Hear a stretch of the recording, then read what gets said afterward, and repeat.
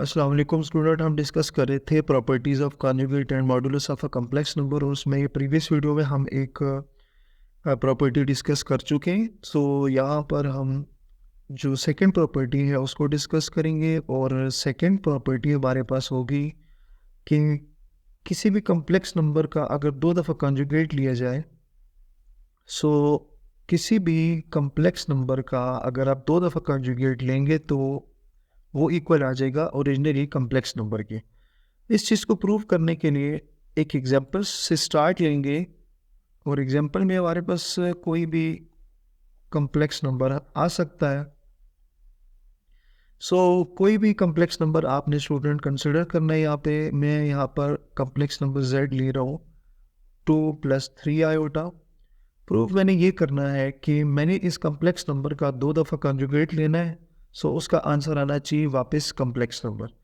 Conjugate आपको पता है कि कॉन्जुगेट में क्या करते हैं कि आयोटा से पहले जो साइन होगा उसका वो चेंज हो जाएगा। अगर प्लस होगा तो माइनस में कन्वर्ट हो जाएगा, अगर माइनस होगा तो वो प्लस में कन्वर्ट हो जाएगा। ये एक दफ़ा हमने कॉन्जुगेट फाइंड कर लिया। सेकेंड नंबर पे हम इस कॉन्जुगेट का दोबारा कॉन्जुगेट लेंगे। हमारे पास क्या आ जाएगा, 2+3 आयोटा आ जाएगा। अगर स्टूडेंट आप इसको देखें, जो इसका आंसर आया 2+3 आयोटा, वो बेसिकली क्या है, वो हमारे पास ओरिजिनली जो हमने कॉम्प्लेक्स नंबर कंसिडर किया था उसके इक्वल आ गया। 2+3 आयोटा की जगह हम क्या लिखेंगे, कॉम्प्लेक्स नंबर z लिखेंगे। ठीक हो गया। इस तरह से आपने देखा कि अगर किसी भी कॉम्प्लेक्स नंबर का दो दफ़ा कॉन्जुगेट लिया जाए तो वो वापस ओरिजिनली जो कॉम्प्लेक्स नंबर होता है उसके इक्वल आ जाएगा। थर्ड नंबर पे हमारे पास एक प्रॉपर्टी होगी, प्रॉपर्टी नंबर 3, जिसमें हमने प्रूफ करना होगा कि कॉम्प्लेक्स नंबर को उसके कॉन्जुगेट के साथ मल्टीप्लाई किया जाए तो वो इक्वल आएगा z मॉड्यूलस का स्क्वायर। ये चीज़ हमने प्रूव करनी है। इसके लिए अगेन हम एक कॉम्प्लेक्स नंबर को कंसिडर करेंगे जिसमें हम z is equals to, for example हम लिख लेते हैं 1+4 आयोटा। लेफ्ट साइड को अगर आप देखें तो उसमें क्या आ रहा है कि कॉम्प्लेक्स नंबर को उसके कॉन्जुगेट के साथ मल्टीप्लाई किया गया। हम इसका कॉन्जुगेट फाइंड करेंगे तो कॉन्जुगेट के लिए आयोटा से पहले जो साइन है वो चेंज हो जाएगा। नेक्स्ट स्टेप में क्या करेंगे कि z इंटू जेड कॉन्जुगेट दोनों को मल्टीप्लाई करेंगे तो z की वैल्यू है 1+4 आयोटा और z के कॉन्जुगेट है 1-4 आयोटा। दोनों को मल्टीप्लाई करें तो मल्टीप्लिकेशन में स्टूडेंट हमें फार्मूला एक पता है। फार्मूला हमने पढ़ा हुआ है कि a+b इंटू a-b। या रीज़न में मैं लिख देता हूँ कि a-b into a+b equals to a² - b² होता है।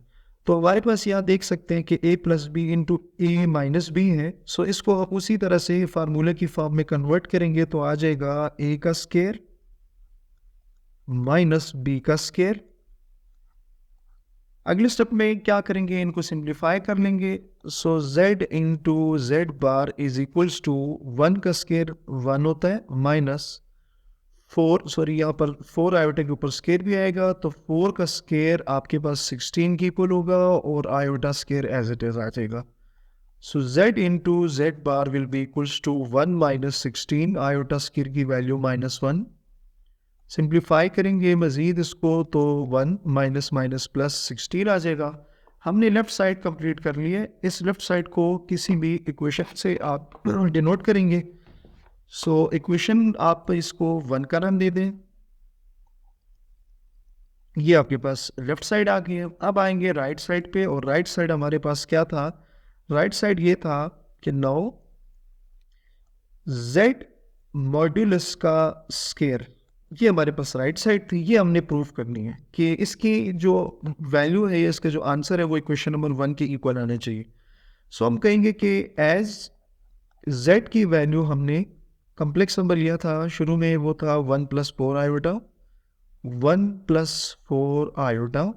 इस कॉम्प्लेक्स नंबर का मॉड्यूलस फाइंड करेंगे। z modulus is equals to 1² plus, modulus के लिए क्या होता है, रियल का स्केयर प्लस इमेजिनरी का स्केयर। इमेजिनरी यहाँ पर हमारे पास 4 है, स्केयर रूट आ जाएगा सिंप्लीफाई करेंगे तो हमारे पास आएगा 1 + 16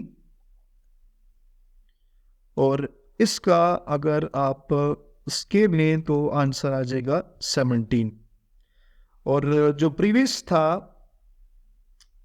प्रीवियस हमने लेफ्ट साइड फाइंड की थी, अगर आप इसको देखें तो इसको ऐड करने से हमारे पास आंसर क्या आ जाएगा, 17 आ जाता है।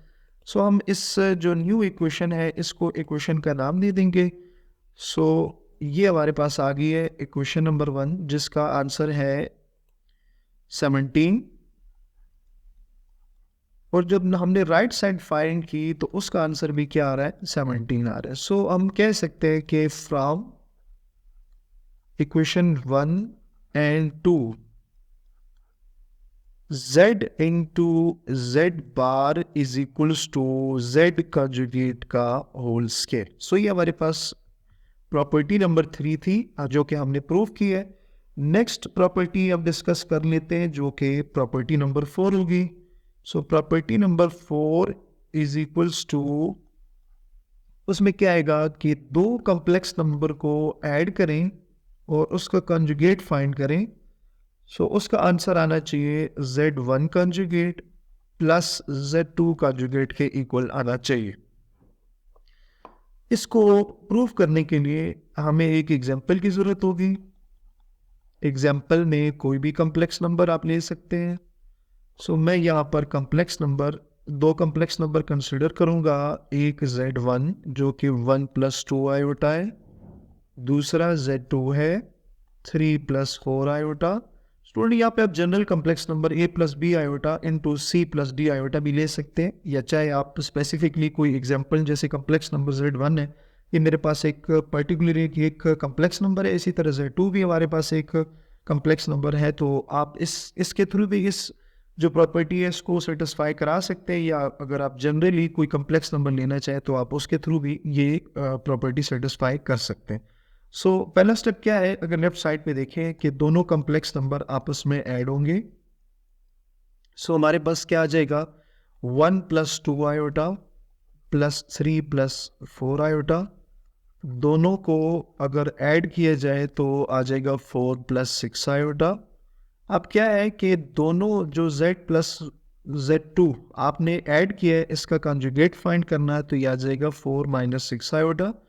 और ये जो हमारे पास इक्वेशन या एक्सप्रेशन आई है हम इसको अगेन एक इक्वेशन से डिनोट कर लेते हैं। और नेक्स्ट में हम स्टूडेंट क्या फाइंड करेंगे, इसकी राइट साइड फाइंड करेंगे। राइट साइड के लिए क्या करेंगे कि दोनों कॉम्प्लेक्स नंबर का अलग अलग कंजुगेट फाइंड करेंगे और दोनों को ऐड करेंगे, तो उसका आंसर राइट साइड के इक्वल आना चाहिए।